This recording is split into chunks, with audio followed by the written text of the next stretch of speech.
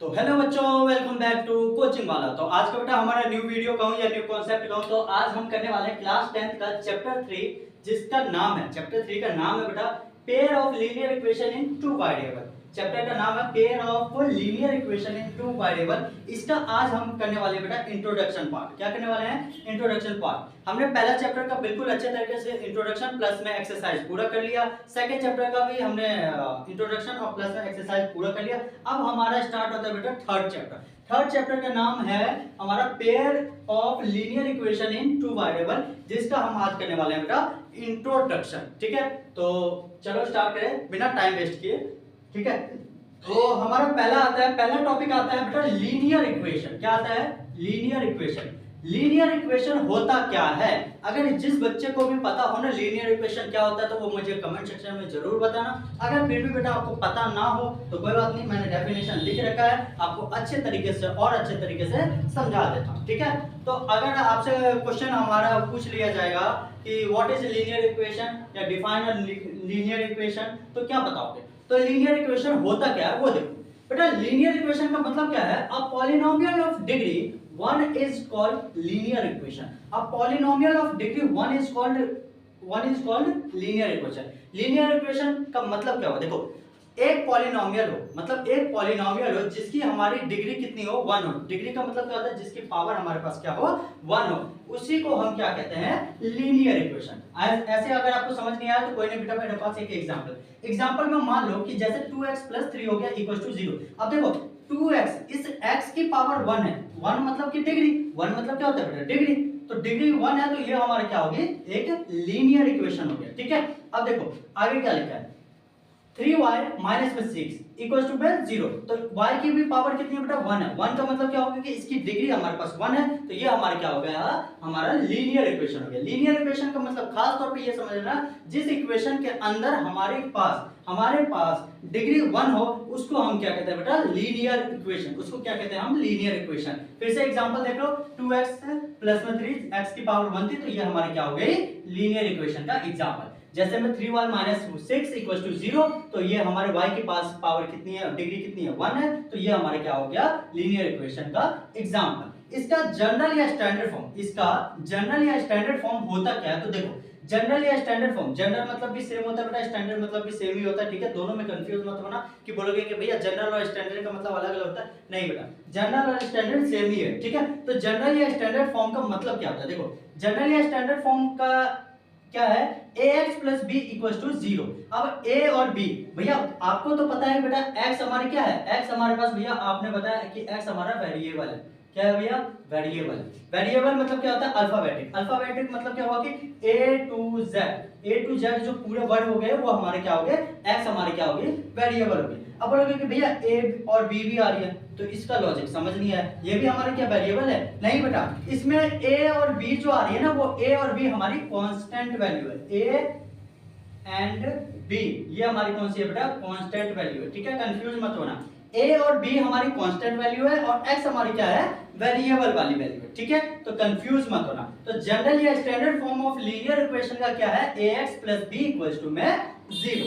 ठीक है, linear equation का कॉन्सेप्ट खत्म हुआ। अब हमारा सेकंड कॉन्सेप्ट है बेटा linear equation in two variable. ठीक है, linear equation in two variable होता क्या है, तो वो थोड़ा देख लो बेटा। देखो, linear equation in two variable का डेफिनेशन क्या है? A polynomial of degree 1 and having two variable.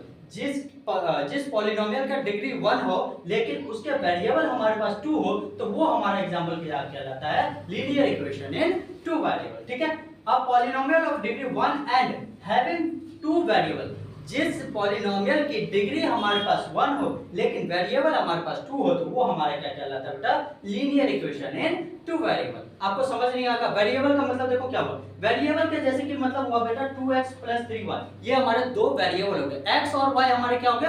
दो अलग अलग वेरिएबल हो गए। अगर हमारे पास x ही होता है, जैसे मान लो कि 2x + 3x हो गया, तो वो हमारा एक वेरिएबल होता है बेटा। ठीक है, क्योंकि 2x + 3x ऐड हो जाएगी तो क्या आ जाएगी? 5x हो जाएगी। बट यहाँ पे जैसे x और y हमारे पास क्या है बेटा? टू वेरिएबल है। क्या है? टू डिफरेंट वेरिएबल है। तो एग्जांपल के तौर पे देख लो क्या है कि 2x + 3y = 4। ये हमारा क्या हो गया? Linear equation in two variable का एक एग्जांपल हो गया। ठीक है, अब देखो आगे की बात करें। दूसरा एग्जांपल देख लो, जैसे कि 5p प्लस में 6x इक्वल्स टू में 9, ये हमारा क्या हो गया बेटा, दूसरा एग्जांपल हो गया। ये किसका एग्जांपल है, linear equation in two variable का। कौन सा, 5p प्लस में 6x इक्वल्स टू में 9, ये हमारा क्या हो गया बेटा, linear equation in two variable का एग्जांपल हो गया।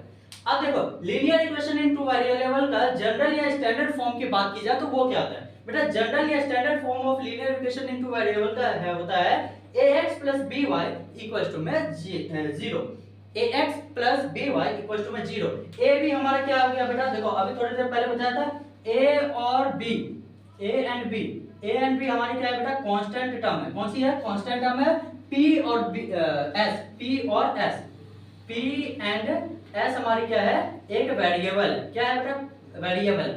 अब बोलोगे कि भैया इसमें a भी दिख नहीं रहा बेटा, ये 5 जो है ना, a की वैल्यू है, 6 हमारी किसकी है, p की वैल्यू है। तो a और b की वैल्यू 6 और 5 होगी, और वेरिएबल मतलब वेरिएबल p और s हमारी क्या होगी, p और s हमारी क्या होगी, कांस्टेंट सॉरी वेरिएबल टर्म होगी, 5 6 हमारी क्या होगी, कांस्टेंट टर्म होगी। ठीक है, तो हमारा जनरल ये इक्वेशन समझ गए, स्टैंडर्ड फॉर्म के हिसाब से भी बता दिया। जनरल और स्टैंडर्ड फॉर्म के हिसाब से क्या होता है बेटा, ax plus by equals to में 0। ठीक है, तो a और b हमारी क्या होगी बेटा, a b हमारी कांस्टेंट टर्म होगी, और x और y हमारी क्या होगी, एक हमारी ये हमारी वेरिएबल टर्म होगी। ठीक है, a b फिर से बता दे रहा हूं बेटा, जनरल या standard form of linear equation into variable का क्या हो गया, a b हमारी क्या होगी बेटा, a b कांस्टेंट टर्म होगी, x और y हमारी क्या होगी, वेरिएबल टर्म होगी। ठीक है, तो ये हमारा कांसेप्ट खत्म होता है। अब देखो लास्ट इसका एक टॉपिक बेसिक चीजें समझ लो, a हमारी कभी भी 0 के इक्वल नहीं होगा, और b भी हमारी 0 के इक्वल नहीं होगा। a और b हमारी क्या होगी बेटा, 0 के इक्वल नहीं होगी। a b के जगह हम कितनी भी कोई भी वैल्यू ले सकते हैं, जैसे 1 2 3 4, अंडर रूट में 3, अंडर रूट में 2, कुछ भी ले सकते हैं, लेकिन हम a और b की वैल्यू 0 नहीं ले सकते। ठीक है, तो ये टॉपिक खत्म होता है। अब हम मूव करते हैं बेटा नेक्स्ट टॉपिक पे। चलो बेटा स्टार्ट करें। अब हमारा नेक्स्ट टॉपिक है, नेक्स्ट टॉपिक का नाम है solution of equation. Solution of equation होता क्या है, ठीक है, तो इसके बारे में हम पढ़ने वाले हैं। बेटा देखो सॉल्यूशन ऑफ इक्वेशन बेसिक चीजें होती है जो आप छोटी क्लास से भी पढ़ते हुए आ रहे हो। ठीक है, 8th में 9th में भी आप पढ़े होगे, बस आपको क्या है कि आइडिया नहीं है, बस दिमाग पे ध्यान नहीं होगा और कुछ नहीं। बाकी सॉल्यूशन ऑफ इक्वेशन होता क्या है वो बता देता हूं। देखो सॉल्यूशन ऑफ इक्वेशन क्या होता है, जब हम LH साइड को RH साइड के इक्वल करते हैं, वही होता है हमारा solution of equation. LH side को हम RHS साइड से इक्वल करते हैं ना, इक्वल करते हैं, तो वो हमारा क्या होता है, सॉल्यूशन ऑफ इक्वेशन। अब LHS साइड का मतलब क्या होगा बेटा, LH साइड का मतलब होता है left hand side. Left hand side को हम राइट हैंड साइड के इक्वल करते हैं। Right hand side, left hand side को हम राइट हैंड साइड के इक्वल करते हैं, वही हमारा होता है सॉल्यूशन ऑफ इक्वेशन। ठीक है बेटा, देखो सॉल्यूशन ऑफ इक्वेशन क्या होता है, जब हम लेफ्ट हैंड साइड को राइट हैंड साइड के इक्वल करते हैं, तो वही हमारा होता है सॉल्यूशन ऑफ इक्वेशन। आपको ऐसे ही समझ नहीं आ रहा होगा तो कोई नहीं बेटा, हम एक एग्जांपल भी ले लेते हैं। ठीक है, जैसे मैं मान लो मैंने एग्जांपल लिया लेफ्ट हैंड साइड में 2x + 3y, ठीक है, इक्वल्स टू में 5 के इक्वल करना है। मतलब लेफ्ट हैंड साइड क्या है बेटा 2x + 3y, और हमारे राइट हैंड साइड क्या है 5। तो मुझे इस इक्वेशन को इस 5 के इक्वल लाना है, वही हमारा क्या होगा, सॉल्यूशन ऑफ इक्वेशन। ठीक है, तो इस इक्वेशन को कैसे लाएंगे, देखो मैं मान लेता हूं इस इक्वेशन में लेफ्ट हैंड साइड में मैं मान लेता हूं x की वैल्यू 1 ले लेता हूं, और y की वैल्यू बेटा कितना 1 ले लेता हूं। ठीक है, x की वैल्यू 1 ले लेता हूं और y की वैल्यू 1 ले लेता हूं, जिससे हमारी क्या होगी, लेफ्ट हैंड साइड जो है राइट हैंड साइड के इक्वल आ जाएगी। जैसे में देखो 2 मल्टीप्लाई में x की वैल्यू कितनी मानी थी हमने, 1 मानी थी, 1 ले लिया, प्लस में 3 मल्टीप्लाई में y की वैल्यू हमने कितनी मानी बेटा 1 मानी, तो हमने 1 लिया, इक्वल्स टू में 5 ले लिया। ठीक है, आगे 2 1 जा 2, प्लस में 3 1 जा 3, इक्वल्स टू में 5, यहां तक ठीक है। अब 2 + 3 कितना होता है बेटा 5, तो 5 इक्वल्स टू 5, मतलब कि हमारी लेफ्ट हैंड साइड जो है वो राइट हैंड साइड के इक्वल आ जा रही है। ठीक है, तो इसी को हम कहते हैं सॉल्यूशन ऑफ इक्वेशन। ठीक है, अगर यहां तक हमने अभी 3 पॉइंट पढ़ लिया, यहां तक किसी को कोई डाउट हो तो बेटा मुझे कमेंट सेक्शन में जरूर पूछ लेना। ठीक है, तो देखो सॉल्यूशन ऑफ इक्वेशन कर लिया, linear equation in one variable, linear equation in two variable, 3 concept clear हो गए। अब हम मूव करते हैं बेटा अपने नेक्स्ट टॉपिक पे। अगर यहां तक किसी को कोई डाउट हो तो मुझसे पूछ लेना कमेंट सेक्शन में। ठीक है, तो चलो बच्चों अब हम अपना नेक्स्ट टॉपिक स्टार्ट करें। नेक्स्ट टॉपिक है बेटा हमारा पेयर ऑफ लीनियर इक्वेशन के ऊपर हम पूरा अपना रिप्रेजेंटेशन वाला ग्राफ देखेंगे। ठीक है, आपके बुक में भी ये टेबल बना हुआ होगा। ठीक है, आप बुक से भी पढ़ सकते हो, अगर बुक में नहीं दे रखा है तो कोई नहीं, हमारा इंट्रोडक्शन वीडियो है ना, तो इसलिए मैंने पूरा टेबल ही अपना बना दिया। ठीक है, बुक के अकॉर्डिंग टू। चलो linear pair of linear equation की बात की जाए ना, तो ये आपका इसमें तीन, अगर कोई आपसे एक और इसका क्वेश्चन बनेगा, pair how many types of pair of linear equation, तो आप क्या बताओगे बेटा? Pair of linear equation mostly तीन टाइप के होते हैं। कौन कौन सा है बेटा? एक है एलिमिनेशन, सब्स्टिट्यूशन मेथड और एक हम ग्राफिकल मेथड। हम ये तीन मेथड पढ़ने वाले हैं, लेकिन वो हम पढ़ेंगे बेटा अगले टॉपिक में, नेक्स्ट वीडियो में पढ़ेंगे। ठीक है, तो आज का ये हमारा लास्ट टॉपिक है, ये लास्ट टॉपिक देख लो। हम किसके बारे में पढ़ने वाले हैं बेटा? पेयर ऑफ लीनियर इक्वेशन के बारे में, उसका टेबल देखने वाले हैं। ठीक है, तो देखो हमारे पास एक इक्वेशन दे रखा है, ये हमारा सीरियल नंबर है। पहला देखो serial number 1 2 3, pair of lines की बात करेंगे, फिर a1 upon a2, b1 upon b2, c1 upon c2 की बात करेंगे। a1 अपॉन a2 का मतलब क्या हुआ कि हमारी ये इक्वेशन अपॉन ये, दूसरी ये, तीसरी ये वाली। ठीक है, उसके बाद कंपेयर द रेशियो, रेशियो को हम आपस में कंपेयर करके देखेंगे। फिर ग्राफिकल रिप्रेजेंटेशन कैसे करते हैं, ग्राफ पे कैसे हम लिख सकते हैं, और अलजेब्रिक इंटरप्रिटेशन इसके बारे में देखेंगे। ठीक है, तो देखो आगे हम पढ़ें बेटा। फर्स्ट में सीरियल नंबर फर्स्ट के हमारे पेयर ऑफ लाइंस में देखो इक्वेशन क्या बनेगी, x minus 2y equals to में 0 और 3x प्लस 4y माइनस का 20 इक्वल्स टू में 0। अब तुम्हें पता है बेटा यहाँ पे कुछ नहीं है, तो इसके पीछे जिस वेरिएबल के पीछे कुछ नहीं होता है तो उसका मतलब क्या होता है कि 1 होता है। तो ये हमारी क्या होगी 1 का मतलब क्या हुआ, ये 1 हमारी ये होगी बेटा a की वैल्यू, ये होगी b की वैल्यू, और ये c की वैल्यू है। यहाँ कुछ नहीं है तो मतलब हम क्या करेंगे, 0 को इंक्लूड करेंगे। तो देखो a1 की वैल्यू कितनी है बेटा, 1 है, अपॉन में a2 की वैल्यू कितनी है बेटा, 3 है, तो 1 अपॉन में 3 ले लिए। ठीक है, b1 अपॉन b2 की बात की, b1 की वैल्यू कितनी है, माइनस भी, साइन भी देखो, साइन भी चेक करना है। तो b1 की वैल्यू कितनी है, माइनस का 2 है। ठीक है, अब b2 की बात की जाए, तो किसके कितना है बेटा, प्लस का 4 है। ठीक है, आगे देखें c1 की वैल्यू, बेटा यहाँ पे कुछ नहीं है तो 0 को अगर इस साइड लाओगे तो माइनस में 0 आएगा, मतलब c1 की वैल्यू कितनी होगी, 0 होगी, अपॉन में c2 की वैल्यू कितनी है बेटा, माइनस का 20, तो हमने ले लिया माइनस का 20। ठीक है, यहाँ तक कोई किसी को डाउट नहीं ना? चलो अब कंपेयर द रेशियो की बात की जाए तो देखो ये हमारी इससे कटेगी, हाँ या ना, कटेगी तो 1 बाय क्या आ जाएगा, 2 आ जाएगा। तो 1 अपॉन में 3 ratio not equal to minus का 1 अपॉन में 2। ठीक है, और ये भी नॉट इक्वल टू होगा 0 अपॉन में माइनस का 20। मतलब कि तीनों इक्वेशन, तीनों हमारी लाइन a1 अपॉन a2, मतलब ये वाली पहली वाली इक्वेशन दूसरी इक्वेशन के बिल्कुल भी इक्वल नहीं है। ठीक है, कंपेयर द रेशियो की बात की जाए तो ये हमारे आपस में इक्वल नहीं है। तो ग्राफिकल रिप्रेजेंटेशन क्या बनेगा बेटा, कंस्टेंट बनेगा और इंटरसेक्टिंग लाइन पे ये बनेगी। ठीक है, और अलजेब्रिक इंटरप्रिटेशन की बात की जाए तो एग्जैक्टली वन सॉल्यूशन, इसके क्या निकलेंगे, एग्जैक्टली वन सॉल्यूशन निकलेंगे। ठीक है, उससे ज्यादा सॉल्यूशन नहीं निकलेगा। ठीक है, तो अब सेकंड इक्वेशन क्या दे रखा है बेटा, सेकंड में बोल रखा है 2x प्लस 3y माइनस का 9 इक्वल्स टू में 0, और दूसरी इक्वेशन क्या है 4x प्लस का 6y माइनस का 18 इक्वल्स टू में 0। a की वैल्यू और a2 की वैल्यू दे रखी है।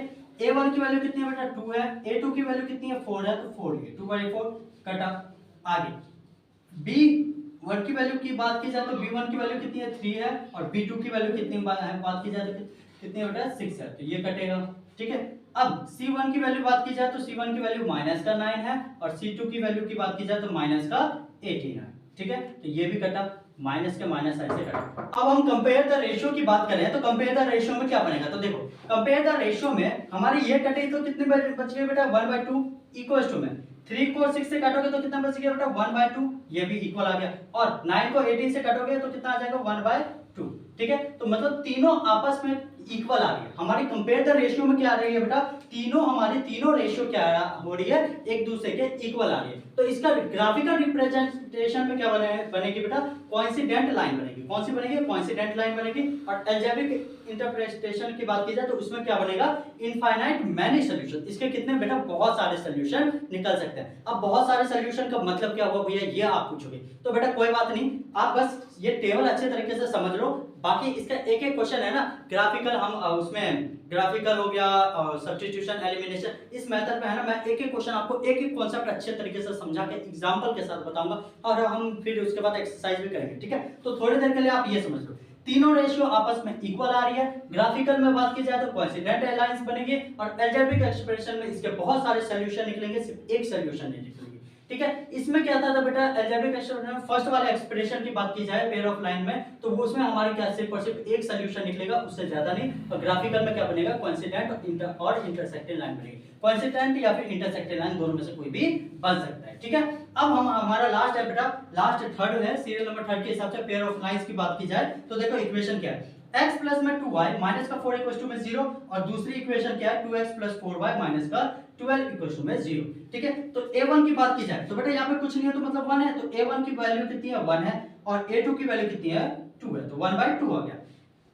b2 की वैल्यू और b1 और b2 की वैल्यू की बात की जाए तो b1 की वैल्यू कितनी है बेटा 2 है और b2 की वैल्यू कितनी है 4 है, तो हमने ले लिया 2/4, ये कटेगा आपस में। ठीक है, आगे की बात करें, C1 की वैल्यू कितनी है माइनस का बेटा 4 है और C2 की वैल्यू कितनी है माइनस का 12 है। ठीक है, तो ये आपस में कटा, यहाँ पे क्या आ गया 1/3।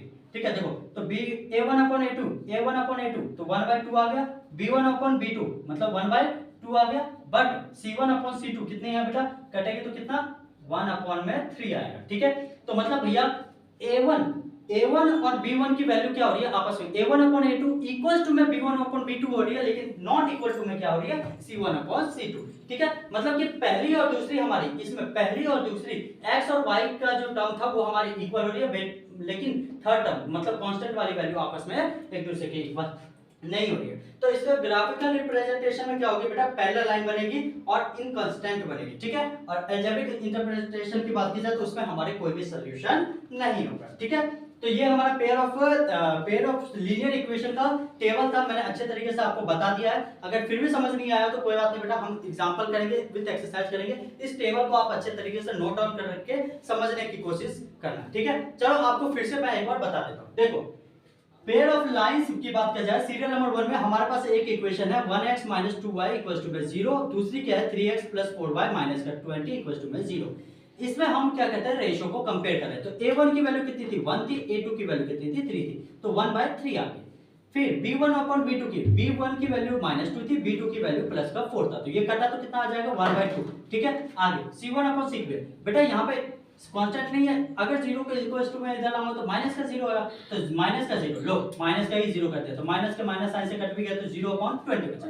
तो हमारी क्या हो रही है बेटा, तीनों इक्वेशन आपस में इक्वल नहीं आ रही है। कंपेयर द रेशियो की बात की जाए तो a1/a2 not equal to b1/b2 not equal to c1/c2 हो रही है, तो ये हमारी क्या हो रही है, कंपेयर द रेशियो नहीं बन रही है। और ग्राफिकल रिप्रेजेंटेशन में क्या होगी, कांस्टेंट इंटरसेक्टिंग लाइन बनेगी और अलजेब्रिक में क्या हो जाएगी, एग्जैक्टली वन सॉल्यूशन होंगे। कितने होंगे, कम से कम एक सॉल्यूशन तो बनेंगे।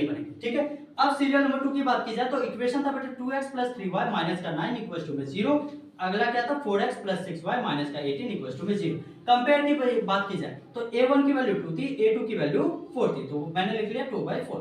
अब b1 की वैल्यू 3 थी, b2 की वैल्यू कितनी थी 6 थी, तो मैंने लिख दिया 3/6। C1 की वैल्यू -9 था, C2 की वैल्यू कितनी है -18। तो ये देखो आपस में कट रहा है 2/4 1/2 आ गया, 3/6 1/2 आ गया और 9/18 1/2 आ गया। तो हमारा a1/a2 इक्वल्स टू में b1/b2 हो रही है और इक्वल्स टू में c1/c2 हो रही है, मतलब पूरी ये इक्वेशन आपस में एक दूसरे के इक्वल आ रही है। तो हमारी ग्राफिकल रिप्रेजेंटेशन में क्या होगी, कोइंसिडेंट लाइंस होगी और अलजेब्रिक में क्या होगी, इनफाइनाइट मैनी सॉल्यूशन, इसके बहुत सारे सॉल्यूशंस निकलेंगे। अब थर्ड की बात कर जाए, थर्ड इक्वेशन में क्या बेटा 1x प्लस में 2y माइनस का 4 इक्वल्स टू में 0 और सेकंड इक्वेशन क्या है 2x प्लस 4y माइनस का 12 इक्वल्स टू में 0। इसमें a1 की वैल्यू कितनी थी 1 थी और a2 की वैल्यू कितनी थी 2 थी, तो 1/2 आ गई। फिर b1 की बात की जाए तो b1 की वैल्यू कितनी थी बेटा 2 थी और b2 की वैल्यू कितनी थी 4 थी, तो 2/4 की बात की जाए। ठीक है, अब c1 की वैल्यू कितनी थी, c1 की वैल्यू बेटा माइनस का 4 था और c2 की वैल्यू कितनी थी माइनस का 12 था, तो कितना आ गया माइनस का 4 अपॉन में माइनस का 12। अब देखो 1/2 a1 की वैल्यू आ गई, b2 की वैल्यू इसको कटेगा तो कितना आ जाएगा 1/2 आ जाएगा और ये 4 और 12 कटेगा कितना आ जाएगा बेटा 1/3 आ जाएगा। तो देखो a1 upon a2 equal to में b1 अपॉन b2 हो रही है, लेकिन नॉट इक्वल टू में c1 अपॉन c2 हो रही है। मतलब ये दो लाइन ये दो के इक्वल हो रही है, लेकिन c की वैल्यू नहीं इक्वल हो रही है। तो हमारी ग्राफिकल रिप्रेजेंटेशन में पैरेलल होगी, पैरेलल लाइंस होगी और इनकंसिस्टेंट होगी, ठीक है। और अलजेब्रिक इंटरप्रिटेशन में हमारी नो सॉल्यूशन होगी, ठीक है। तो ये हमारा पूरा टेबल था, जो कि मैंने आपको अच्छे तरीके से अपने तरफ से आपको पूरे अच्छे तरीके से समझाने की कोशिश किया हूं, ठीक है बेटा। अगर फिर भी आपको कोई भी कुछ भी इसमें कोई डाउट हो, ना समझ में आया तो मुझे कमेंट सेक्शन में बता देना, ठीक है। अब हम मिलते हैं बेटा इसके नेक्स्ट वीडियो में हम करेंगे पेयर ऑफ लीनियर इक्वेशन का ही, जो हमारे 3 टाइप के होते थे, ग्राफिकल मेथड, सब्स्टिट्यूशन और एलिमिनेशन। उसके ऊपर पूरा हम अच्छे तरीके से एग्जांपल के साथ करेंगे, और मैं पूरा वो इंट्रोडक्शन में अच्छे तरीके से बता दूंगा। फिर हम इंट्रोडक्शन पे उसके एक्सरसाइज पे मिलेंगे, ठीक है। तब तक बेटा ऑफलाइन सेंटर पढ़ना हो तो मैं लिंक अपना ऑफलाइन सेंटर का एड्रेस और अपना फोन नंबर डिस्क्रिप्शन में दे दूंगा। आप वहां से आकर के ऑफलाइन सेंटर पे विजिट करके स्टडी कर सकते हो, ठीक है। अगर बाकी मेरे अदर चैनल का भी मैं लिंक डाल दूंगा, वहां से भी आप फॉलो कर लेना और स्टडी मटेरियल के वीडियो वहां से भी देख सकते हो, ठीक है। तो बेटा मिलते हैं नेक्स्ट वीडियो में, तब तक अपना अच्छे से ख्याल रखो और अच्छे से पढ़ो, ठीक है। तब तक के लिए बाय बाय।